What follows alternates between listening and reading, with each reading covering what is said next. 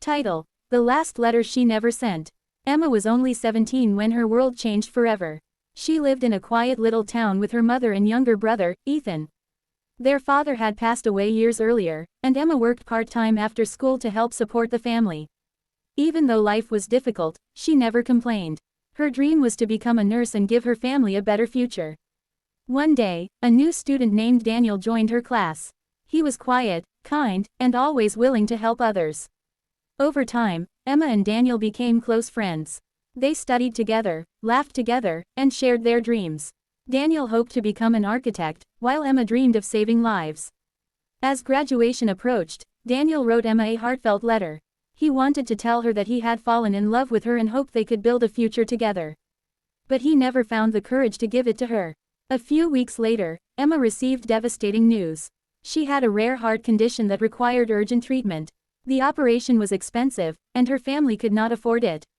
Without telling anyone, Daniel sold his motorcycle, worked extra jobs, and raised money to help with her surgery.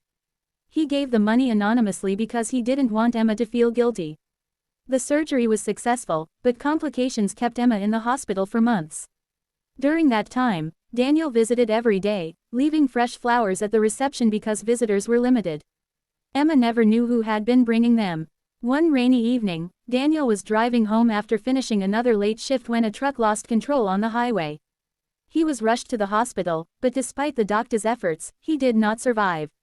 A few days later, Emma was finally discharged. She asked the nurse who had been leaving flowers for her every day. The nurse handed her a small box. Inside was Daniel's unopened letter. With trembling hands, Emma read, "Dear Emma, if you're reading this, I hope you're smiling.